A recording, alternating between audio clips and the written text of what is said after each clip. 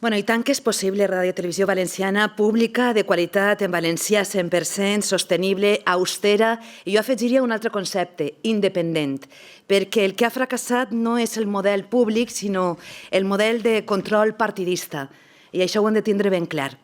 Per tancar Radio Televisió Valenciana de manera unilateral i a la manera de les dictadures, Fabra i el seu partit argumenten que Radio Televisió Valenciana es trobava en una situació insostenible perquè és un model que no funciona. I tenen raó, perquè són ells els que l'han fet inviable. Són ells els que han duplicat les plantilles, mantenint els corredors, els professionals del periodisme que es negaven a ser propagandistes del Partit Popular.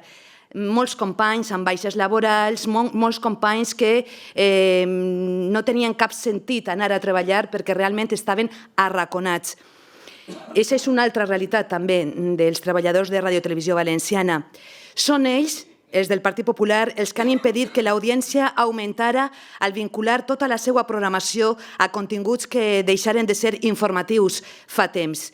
Ara, cal destacar també una programació de gran qualitat, la que es feia en el segon canal. Hem de reivindicar programes com Medi Ambient, com Solidaris. Era un canal que no es promocionava gens ni miqueta, però vaja, ahí estaven els professionals, alguns d'ells arraconats per Partit Popular quan arribaren l'any 95-96, com és el cas de Txelo Miralles, que és el cas més paradigmàtic, i Txelo ha fet un producte de gran qualitat que ha sigut premiat a nivell estatal i a nivell internacional amb el programa Medi Ambient.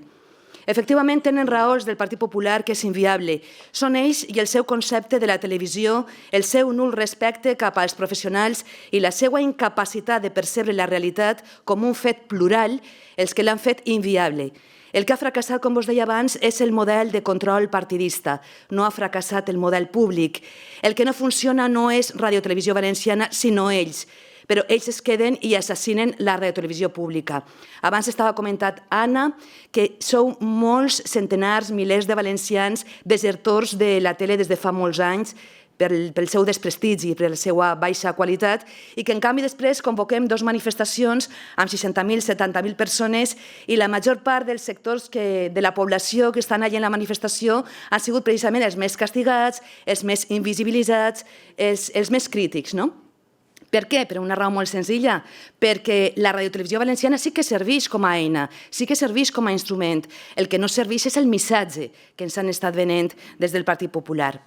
Fa 23 anys vam tindre la fortuna de contemplar en valencià aquella mítica història d'amor impossible entre Humphrey Bogart i Ingrid Bergman en Casablanca. Molts de vosaltres segurament veieu aquella primera pel·lícula doblada al valencià de Casablanca on Ovidi Montllor feia el paper de Sam i ja en aquell moment entraven en mal peu. Vam entrar en mal peu perquè Amadeu Fabregat ja va dir que Ovidi Montllor, el seu valencià, que és d'Alcoi, sonava massa català. A Ovidi Montllor ja se'l va vetar. Se'l va vetar, no va actuar mai en Canal 9, no va doblar mai més. La manera de començar de la televisió valenciana ja va ser molt feble. Vam començar amb molta debilitat. Jo em preguntava que, fent un paral·lelisme amb la pel·lícula de Casablanca, com anàvem a imaginar que la història d'amor entre Radiotelevisió Valenciana i la societat, el poble valencià, anava a esdevindre també un amor impossible, com passa a Casablanca. Ara que el partit en el govern ens ha deixat muts, ens ha deixat secs, ara més que mai hem de dir allò de torna-la a tocar, Sam. La història dels que vam encetar el camí de la ràdio i de la televisió és una història d'amor cap a un projecte que el temps i els homes han desvirtuat i han malbaratat. Canal 9 i Ràdio 9 van tindre la capacitat d'enamorar i d'apassionar els que estrenàrem aquell camí que era verge, una passió de les que duren sempre, per a tota la vida. Ara hem arribat a la destrucció del millor i més ambiciós projecte periodístic que mai no havia tingut el nostre país. I paradoxalment, potser ara que ja hem tocat fons, és el moment perquè la societat valenciana reaccione i busquem una segona oportunitat. La lluita ja no és només dels treballadors, hem transcendit la lluita laboral, estem en una altra dimensió. Ens han atacat al nostre propi autogovern, llevant-nos un dret que ens pertany tant en l'Estatut d'Autonomia com la Constitució en l'article 20, també a nivell europeu. Quan es va signar, te'n recordes, Rafa, aquella carta de llengües minoritàries de les regions europees que la van signar tots els estats membres, també l'estat espanyol, ja fa anys d'això. Doncs no hi ha cap territori europeu que tinga més de 2 milions de parlants en una llengua autòctona que a més és oficial i que no tinga cap mitjà de comunicació propi. Som els únics, els valencians, en tota Europa. Aleshores, això caldria que anara a Estrasburg, de fet hi ha algunes iniciatives ja per veure si el Tribunal Europeu es pronuncia d'alguna manera. També som els únics, a nivell estatal, que en el nostre comandament a distància no trobem cap botonet amb un canal que parla en la nostra llengua. Els gallecs el tenen, els catalans el tenen també els bascos, fins i tot els andalusos, fins i tot els manxecs. Nosaltres, els valencians, els gallecs, per suposat, no tenim aquesta possibilitat. Hem passat a ser una autonomia de segona o de tercera, i per descomptat hem retrocedit. Estem en blanc i negre, estem en cinema mut i hem retrocedit al temps predemocràtic, al temps del franquisme. Hem de reivindicar el paper dels mitjans audiovisuals públics. És necessari per tal de garantir la qualitat de la democràcia. Van néixer per oferir informació veraç, per permetre l'accés als col·lectius socials més desfavorits, perquè servira d'espill de la societat, per donar informació de proximitat, per a garantir la pluralitat política, protegir i difondre la nostra llengua i la nostra cultura, que no ho oblidem, és un tret que ens caracteritza i que ens diferencia i del qual ens hem de sentir ben orgullosos. Hi ha una generació com Anna que va créixer amb el programa infantil Babalà, la sèrie Bola del Drac en valencià. Hi ha molts espectadors castellanoparlants que han sentit parlar amb naturalitat en valencià durant una transmissió de futbol. No som conscients del poder que tenen els nostres mitjans per fer arribar la llengua amb normalitat a través de programes lúdics, divulgatius, esportius, culturals, en un país tan dispers com el nostre i tan desvertebrat, segons com ho mirem. La columna vertebral, sens dubte, és la llengua, és el vehicle a través del qual ens comuniquem, ens entenem i ens transmetem de generació en generació la nostra cultura. És un tresor que devem de protegir i tindre en cura, però mantenint-lo viu. I sense uns mitjans audiovisuals públics i en valencià, anem pel camí de la mort. A mi em passa amb el meu fill. Jo porto el meu fill a una escola pública, la del barri, en línia en valencià. Son pare i sa mare li parlem en valencià, el seu iaio, la seva iaia, i després es socialitza en el pati amb els seus companys en castellà. Per què passa això? Per què no té dibuixos animats en la seva llengua? Senzillament. Per moltes línies en valencià que tinguem, que és molt important i és fonamental, aquesta base, si estem en un país sense dibuixos animats, no arribarem enlloc. La llengua es llegirà, s'escriurà, però no es parlarà. En els darrers anys en els que estem patint una crisi, que més que crisi és una autèntica estafa als ciutadans, sembla que ha fet fortuna l'opinió d'aquells que mantenen que la televisió i la ràdio públiques són una causa perduda. La manipulació es lliga a la directa influència dels partits polítics i es resol que ja no hi ha res a fer. En canvi, els mitjans audiovisuals privats apareixen com tot el contrari. A ells, als privats, no se'ls relaciona a un govern ni a les fortes pressions que es reben de tot l'art polític. Per tant, seguint aquest plantejament, les privades no són víctimes de la manipulació política i, en conclusió, són mitjans lliures. Aquesta és la imatge que dissortadament està molt arrelada a la societat en aquests moments de crisi en què anem a privatitzar. No és real per molt que les premisses siguin certes. Plantejar l'estat del món audiovisual com una pel·lícula on en un costat hi ha els bons, els privats, i en l'altre els roïns, els públics, és infantil si es diu de bona fe i és una cínica manipulació si qui ho diu sap veritablement de què parla. O és que l'activitat informativa de les cadenes privades no està limitada pels interessos econòmics de la mateixa empresa? O més enllà, pels interessos als quals puguen estar vinculats els accionistes? En el cas dels mitjans públics del País Valencià, hauria estat més que suficient amb el compliment estricte de la llei de creació del 1984, que estava prou bé.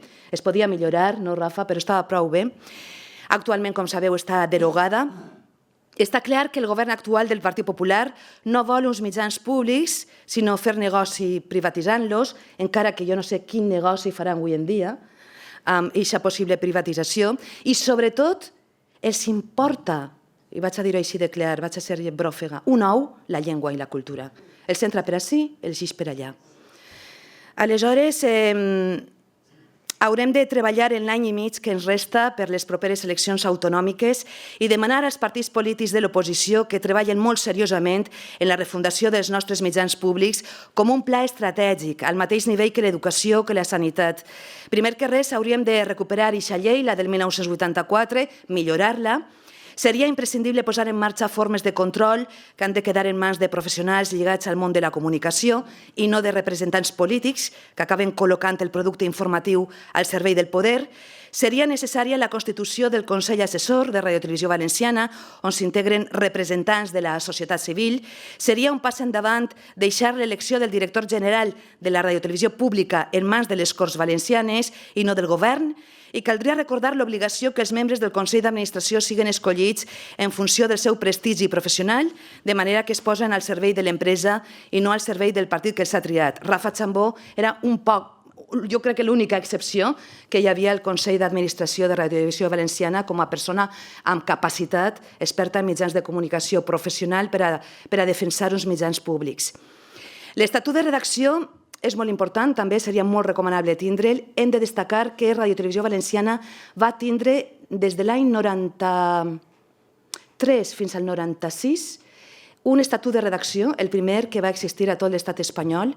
L'estatut de redacció permet denunciar les manipulacions i les censures informatives i durant aquests anys, 5-6 anys que va estar en actiu, els meus companys que formaven part d'aquest estatut de redacció ja denunciaven les manipulacions i les censures a les Corts Valencianes. Després hi ha un breu de premsa, quan diuen allò de no, és que els treballadors no s'han queixat. Doncs Radiotelevisió Valenciana va tindre el primer estatut de redacció de tot l'Estat i va ser Zaplana el que va desactivar i totes les persones que formaven part de l'estatut van estar, de l'estatut de redacció, van estar arraconades o castigades.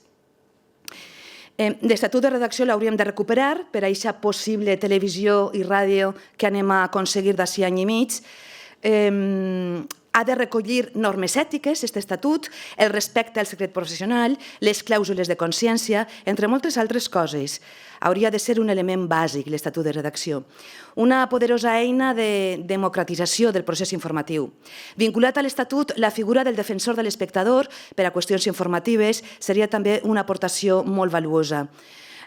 Són simplement idees, elements que podrien millorar i fer una radiotelevisió potent, la del futur, perquè evidentment és revertible la situació actual.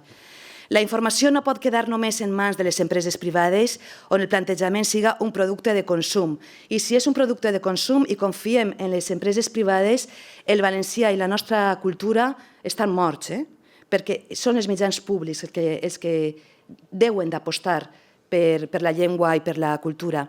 Per exemple, per la BBC, que és el referent de ràdio i de televisió de funcionament independent, era bàsic disposar d'uns polítics demòcrates que no convertiren en mitjans de propaganda el que han de ser mitjans de comunicació. En el PP valencià, en el Partit Popular, no hi ha aquesta classe de polítics, no els hem trobat.